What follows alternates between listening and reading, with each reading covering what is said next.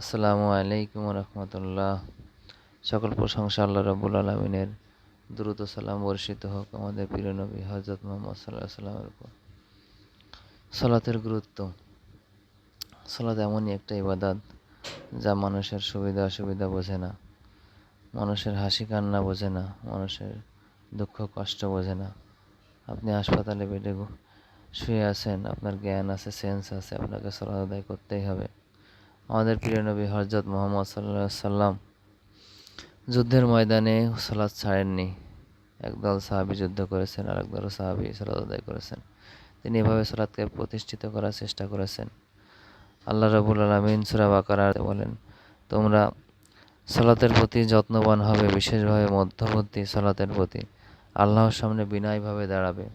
বিনয়ভাবে দাঁড়াতে বলতে আমরা কি বুঝি? আমাদেরকে সুন্দরভাবে দাঁড়াতে হবে, এক পায়ে ভর দিয়ে আর এক পায়ে ভর দিলাম না, এক হাতা গোছালাম জামার আর এক হাতা গোছালাম না, পায়জামার এক পা গোছালাম আর এক পা গোছালাম না। এরকমভাবে অভদ্রভাবে দাঁড়ালে হবে না। অনেক সময় বুকের বোতাম খুলে রেখে দাঁড়াই আমরা। আপনি কারোর কাছে কিছু চাইতে হলে আপনাকে সুন্দরভাবে চাইতে হয়। রাগ ঝাগ করে বা এরকি মেরে চাইলে কোনো জিনিস পাওয়া যায় না। তেমনি আপনি সালাতের সময়ও সুন্দরভাবে দাঁড়াতে হবে। আপনার চাকরির বসের সামনে দাঁড়াতে গেলে আপনার টাই ঠিক আছে কিনা, আপনার বোতাম ঠিক আছে কিনা, শার্ট ঠিক আছে কিনা, কত কি দেখেন। আর আমাদের রব্বুল আলামিন সারা জাহানের মালিক, তার সামনে দাঁড়াতে গেলে আপনাকে কেমনভাবে দাঁড়াতে হবে। তিনি নিজেই বলছেন যে তুমি সুন্দর করে দাঁড়াবে, বিনয়ের সাথে দাঁড়াবে। তিনি আরও বলছেন, যদি তোমরা আমাকে ভয় করো তাহলে সালাত আদায় করো পথচারী অবস্থায় অথবা যানবাহনে চলা অবস্থায়।